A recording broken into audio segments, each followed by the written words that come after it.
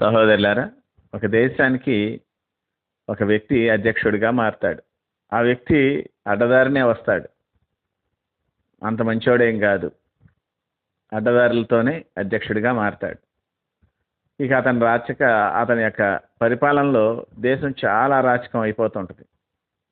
ఆ అధ్యక్షుడికి సంబంధించినటువంటి ఒక బంధువు ఒక ఊరిలో ఊరి పెద్దగా ఉంటాడు. అతను చాలా మరి సౌమ్యుడిగా ఉంటుంటాడు. ఈ అధ్యక్షుడి యొక్క బంధువులందరూ రకరకాలుగా వారి వారి సంపాదించుకుంటూ అడ్డదిడ్డంగా వాళ్ళు కూడా బాగా డబ్బులు సంపాదిస్తూ ఉంటారు. ఒక అతను మాత్రం చాలా సౌమ్యంగా ఉంటూ ఏమాత్రం అట్లా వాళ్ళతో సంబంధం లేకుండా అట్లా ఉంటాడు. అయితే ఆ సమయాల్లో అట్లా జరుగుతూ ఉండగా ఆ దేశాధ్యక్షుడు చాలా సంపాదిస్తాడు. అతని పేరు చెప్పుకొని అతని బంధువులు చాలా సంపాదిస్తారు. ఉన్నట్టుండి సైనికులు అతని మీద తిరుగుబాటు చేస్తారు. ఆ తిరుగుబాటుని బట్టి అతను చాలా ఇబ్బంది పడి చివరికి సైనికులు పాలైపోతాడు. సైనికులు అతన్ని అరెస్ట్ చేసి అతనితో పాటు అతని బంధువుల్ని వీళ్ళందరినీ పట్టేసుకుంటుంటారు. ఎక్కడెక్కడ ఎవరెవరి దగ్గర అయితే ఎవరెవరి బంధువులు అయితే ఇతను ఉన్నారో వాళ్ళందరినీ కంట్రోల్ తీసుకుంటూ ఉంటారు. ఆ వంతు ప్రకారం ఈ ఊరు పెద్ద దగ్గర కూడా సైనికులు వస్తారు. కానీ ఆ ఊరి వాళ్ళు ఆ సైనికులకి అడ్డం పడి ఇతను అలాంటి వాడు కాదు, ఇతని పద్ధతి వేరు అని ఇతన్ని అరెస్ట్ చేయనవరు, ఇతని మీదకి ఎవరిని రానవరు. మిగిలిన వాళ్ళందరినీ సైనికులు చంపేస్తారు. ఇతను మాత్రం బతుకుతాడు. నీతి అదే. గర్వం ఎప్పటికీ మంచిది కాదు. ఏముందిలే మనకు సాగుతుంది కదా అని అతను వాళ్ళందరూ చేసిన పనులన్నిటికీ ఒకరోజు మూల్యం చెల్లించాల్సి వచ్చింది. మనం అంతే. మన విధానాల్లోనూ మన పద్ధతుల్లోనూ మార్పులు చేసుకోకపోతే మనం చాలా ఇబ్బంది పడతాం.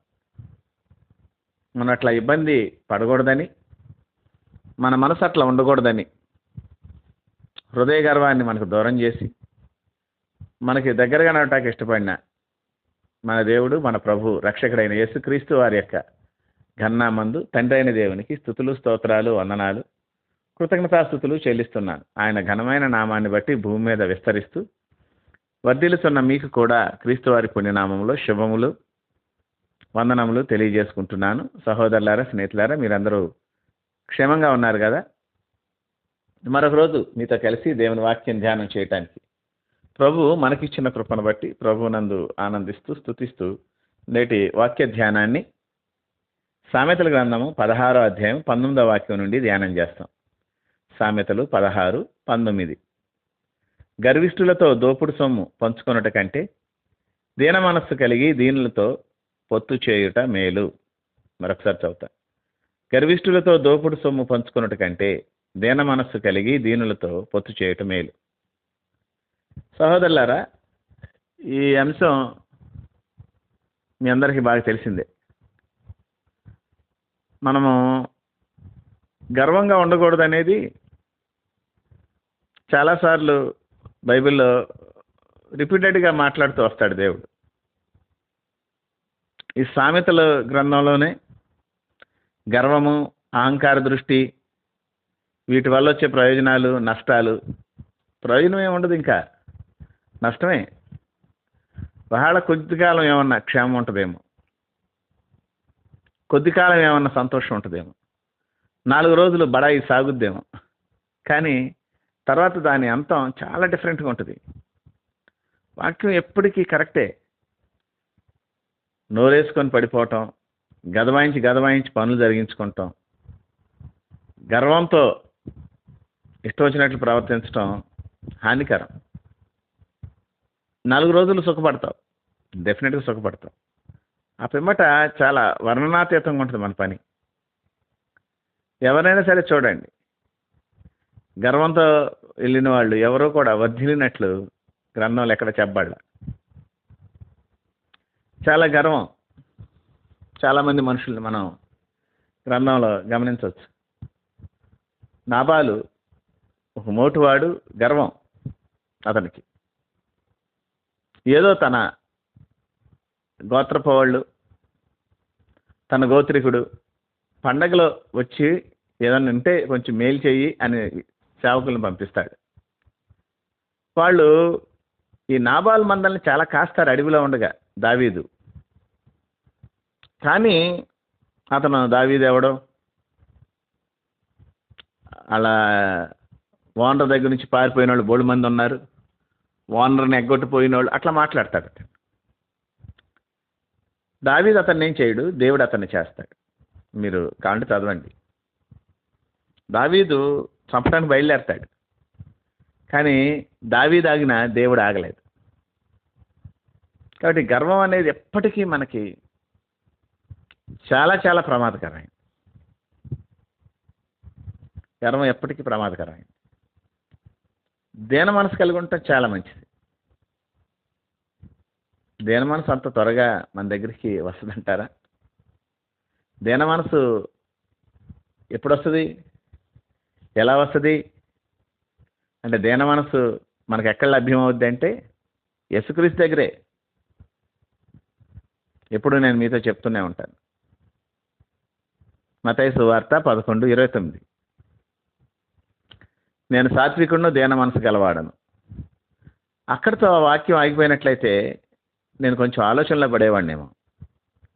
ఆ వాక్యాన్ని సర్వసృష్టికర్త సర్వోన్నతుడైన దేవుడు మన ప్రభు మనల్ని ప్రేమించి మనల్ని ఇంకొంచెం ముందుకు తీసుకెళ్తాకంటాడు, నేను సాత్వికుడిని దీన మనసు గలవాడిని. నా యొద్దకు వచ్చి మీ మీద నా కాడి ఎత్తుకొని నేర్చుకోండి అంటాడు. డైరెక్ట్గా మనతో ఏం మాట్లాడతానంటే, నా దగ్గరికి వచ్చిన నేను టీచ్ చేస్తానని చెప్తున్నాడు ఆయన. ఆయన మనకి టీచ్ చేస్తాడు. ఆ టీచింగ్ చాలా బ్యూటిఫుల్గా ఉంటుంది. అది మనం వినం, నేర్చుకోం. వేరే వేరే ట్రిక్కులు, వేరే వేరే కిటుకులు అవైతే బాగా నేర్చుకుంటాం. అవి చాలా ఇదిగా ఉంటాయి, మనకి రుచిగా ఉంటాయి. సత్యం మనకి చేదుగా ఉంటుంది. సత్యమే తీపి, సత్యం జుంటు తేనె కన్నా తీపిది. దీన మనసు కలిగినోడు ఎప్పటికైనా వర్ధిల్తాడు. చూసుకోండి మీరు. 4 రోజులు శ్రమలు వస్తాయి, కానీ 5వ రోజు విజయం సాధిస్తాడు. గర్విష్ఠులకిను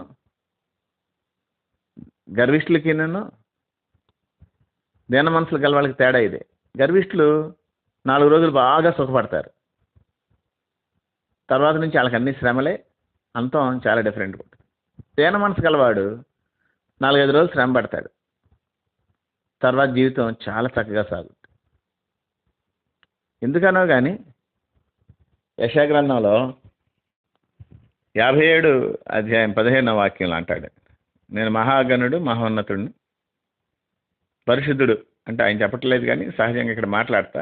మహాగణుడు మహోన్నతుడు పరిశుద్ధుడు నిత్య నివాసి ఆయన వారు ఇట్లా సెలవిస్తున్నాడు, మహోన్నతమైన పరిశుద్ధ స్థలంలో నివసించేవాడిని ఆయనను అనే మాట చాలా ఇంపార్టెంట్. అది వినయము గల వారి ప్రాణమును ఉజ్జింపజేయుటకును నలిగిన వారి ప్రాణమును ఉజ్జింపజేయుటకును వినయము గల వారి యొద్దను దీన మనస్సు గల వారి యొద్దను నివసించుచున్నాను.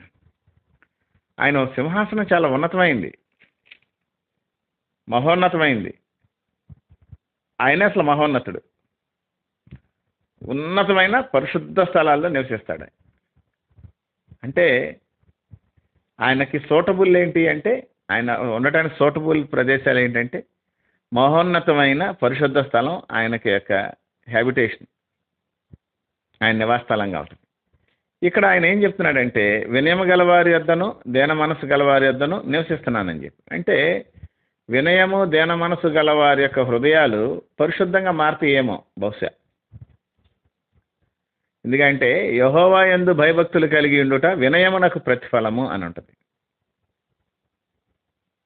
వినయం ఉన్న చోట భయభక్తులు వచ్చేస్తాయి, భయభక్తులు ఉన్న చోట పరిశుద్ధత వచ్చేస్తుంది. కంటే కాబట్టి వినయము ఉన్న చోట పరిశుద్ధత ఉంటుంది, దీన మనసు ఉన్న చోట పరిశుద్ధత ఉంటుంది.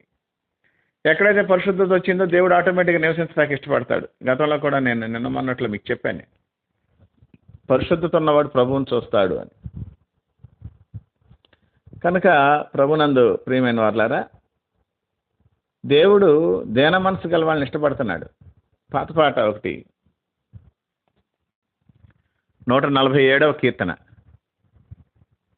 దీనులకు అండాయనే భక్తిహీనులను గూల్చును, సితారాతో దేవుని స్తుతులతో కీర్తించుడి. దీనులకు అండా ఆయనే. ఇక అంతే. 18వ కీర్తన నుంచి కూడా ఒక చరణం ఉంటుంది. దయగల వారిపై దయ చూపించును, కఠినుల ఎడల వికటము చూపును, గర్విష్ఠుల యొక్క గర్వము నణచును. కఠినంగా ఉండేవాడు, గర్విష్ఠుడిగా ఉండేవాడు అణచబడతాడు. వాళ్ళ ఫైనల్ డెస్టినీకి అంతే. వాళ్ళు సాధించేదే ఉండదు.